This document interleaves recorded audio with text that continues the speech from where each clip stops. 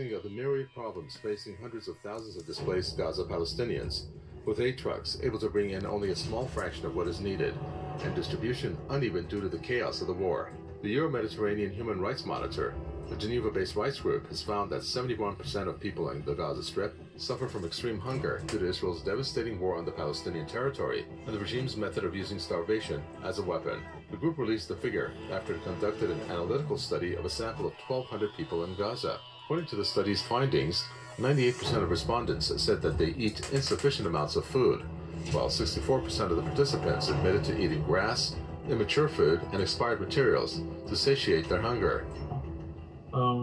Pretty much all 2.2 million people are hungry, meaning that they are in crisis or worse food security situation. More than 130,000 of Gaza's most vulnerable children, that is newborns up to 2 years of age, are not receiving the critical life-saving breastfeeding or age-appropriate complementary feeding that they absolutely require. So that's our scenario. Without sufficient safe water, food and sanitation that only a humanitarian ceasefire would bring, child deaths due to disease could well surpass those already killed in bombardments. The study found that the rate of access to water in the Gaza Strip, including drinking, bathing, and cleaning water, is 1.5 liters per person per day. This is 15 liters less than the minimum amount of water required for survival at a level required by international standards. Additionally, the study examined the effects of malnutrition and a lack of access to clean drinking water. 66% of the study sample reported having experienced diarrhea, skin rashes, or intestinal diseases in the past month. Even in Rafah, which has a crossing to Egypt through which aid trucks enter, the dearth of food and clean water is so severe it is causing people to get ill. The contaminated water is another issue, as the water is not 100% clean, so children and adults suffer from intestinal problems such as vomiting and diarrhea. So I ran out of antidiarrheal medications, flagyl medicines, which is an intestinal disinfectant, and Silabrin, which is antibiotics for intestinal infections. There's a significant loss of these drugs.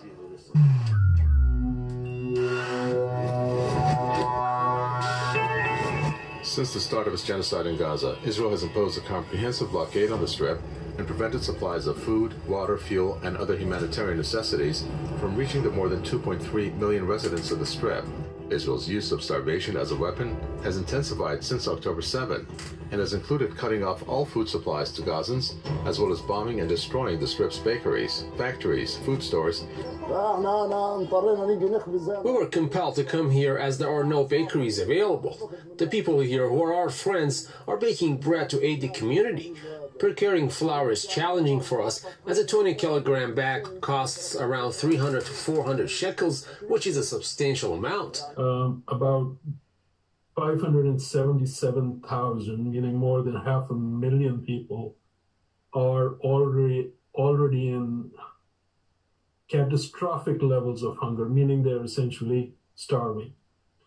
That is like 1 in every 4 people. Speeches and statements from Israeli officials promoting a campaign to deliberately block access to necessary resources for the Gaza population as a strategy indicate that Israel has not made these intentions secret. The Israeli blockade, on top of the genocidal aggression, has plunged Gaza into humanitarian catastrophe, where lack of access to sanitation and safe water has increased the prevalence of waterborne diseases. The Rome Statute of the International Criminal Court says that intentionally starving civilians by, quote, depriving them of objects indispensable to their survival, including willfully impeding relief supplies, is a war crime.